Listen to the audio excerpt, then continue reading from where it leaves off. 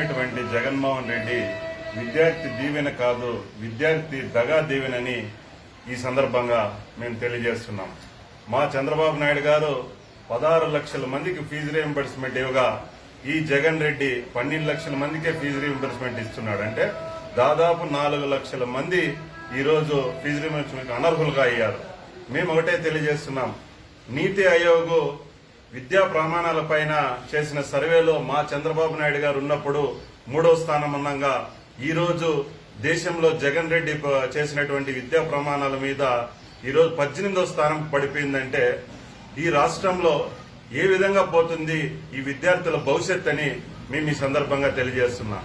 అంతేకాకుండా మా చంద్రబాబు నాయుడు గారు ఉన్నప్పుడు నిరుద్యోగ భృతి ప్రతి నెల కూడా 6 లక్షల మందికి ప్రతి నెల కూడా 2,000 రూపాయలు ఇచ్చేవాళ్ళు. ఈ రోజు నిరుద్యోగ భృతి కూడా లేదు. అదేవిధంగా మా చంద్రబాబు నాయుడు గారు ఉన్నప్పుడు విదేశీ ఉన్నత విద్య కోసం 10 లక్షల రూపాయలు సాయం చేసేవారు. ఇప్పుడు ఏమీ లేవు. ఈ జగన్మోహన్ రెడ్డి బీసీలకు ఇచ్చినటువంటి ఫండ్స్ కూడా తీసి నిన్న విద్యా దీవెనకి ఇవ్వడం, ఆ విద్యా దీవెనలో కూడా పెద్ద పెద్ద యాడ్స్ వేయడం, పేపర్కు 5 కోట్ల రూపాయలు ఖర్చు. 5 కోట్ల రూపాయలు ఏదన్నా పేద విద్యార్థులకు సైకిళ్లు గాని మేమున్నప్పుడు సైకిళ్లు ఇచ్చాం. ఎందుకంటే పేద విద్యార్థుల పాపం స్కూల్ కు వెళ్లలేరు కాబట్టి. ఈ రోజు రోడ్లు బాగలేవు, సైకిళ్లు లేవు. అంటే ఈ రాష్ట్ర ప్రభుత్వంలో ఉన్నటువంటి ఈ విద్యాశాఖ మంత్రి కూడా అసమర్థ శాఖ మంత్రి అని నేను ఈ సందర్భంగా తెలియజేస్తున్నాం.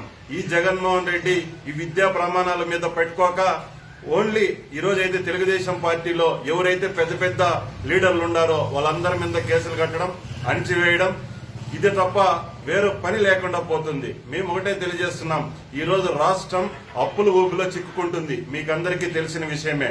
ఎందుకంటే ఢిల్లీలో చక్కర్లు కొట్టినా కూడా ఆర్థిక మంత్రి కనీసం మినిస్టర్ల అపాయింట్మెంట్ ఇవ్వని పరిస్థితి ఏర్పడింది. రేపు నెల కూడా ఈ ఉద్యోగస్తులు జీతాలు, అదే విధంగా పేద విద్యార్థులకు రావాల్సిన రీఎంబర్స్మెంట్ కూడా నిలిచిపోయే పరిస్థితి. ఇప్పటికైనా మేల్కొని సలహాలు తీసుకో జగన్ రెడ్డి, నువ్వు గుర్తుపెట్టుకో, మేధావుల సలహాలు తీసుకో, ఎట్లా చేయాలి రాష్ట్రం అని ఈ రోజైనా తెలుసుకొని రాబో రోజుల్లో కూడా ఈ పేద విద్యార్థులకు గాని విద్యార్థుల మీద ప్రత్యేక శ్రద్ధ పెట్టాలని తెలుగుదేశం పార్టీ తరఫున డిమాండ్ చేస్తున్నాం. జై తెలుగుదేశం.